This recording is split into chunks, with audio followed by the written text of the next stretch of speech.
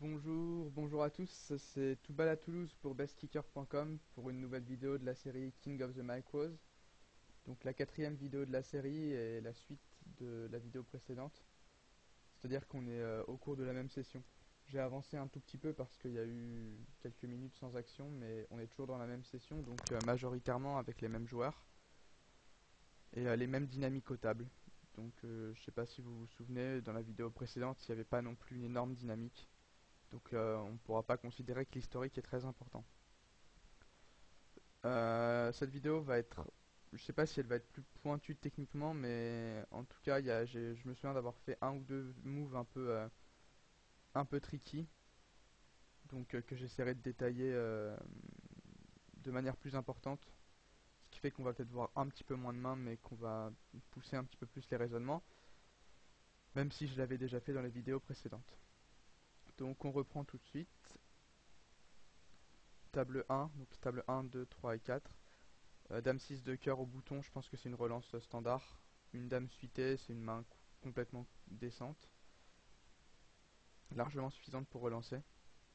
Bon, vu qu'on continue à run super good comme ça se passe toujours avec moi, on flop trips. Ici c'est assez intéressant en fait, parce qu'on peut vraiment jouer de deux manières différentes. On peut checker en espérant que Wolfion touche quelque chose, parce qu'il aura rarement touché ici. On peut miser en se disant qu'on miserait tous nos bluffs et qu'on va être payé par n'importe quelle paire, n'importe quelle autorace. Il faut savoir que Wolfion c'est un bon joueur, enfin en tout cas c'est un bon joueur de NL10, donc il comprend un petit peu ce qui se passe.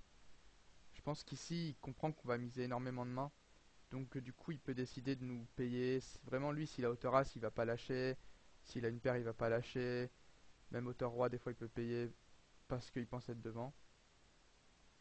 Mais j'ai décidé de checker. Bon bah voilà. Donc je pense que miser est pas mal en fait. Maintenant, j'ai pris l'optique de checker parce que, bah, tu vois, le check, on sait très bien pourquoi, c'est qu'on pense qu'il a rarement touché et qu'on espère en lui donnant une carte gratuite que s'il avait par exemple roi valet, bah, il touche un roi, ça serait cool dans ce cas-là. Les deux se valent pas vraiment en fait. Je pense vraiment que miser est meilleur que checker. Maintenant, checker a du sens et peut-être qu'à ce moment-là de la session, il y avait peut-être, enfin, je pense si je l'ai fait, c'est qu'il y avait très peu de dynamique et que je me suis dit que du coup, il allait me donner du crédit. Qu'il valait mieux miser, qu'il valait mieux checker. Mais je pense que miser est vraiment mieux. Donc turn, bien sûr, maintenant on est obligé d'essayer de faire grossir le pot, surtout que le roi est une bonne carte, elle touche pas mal sa range de défense. Roi 10.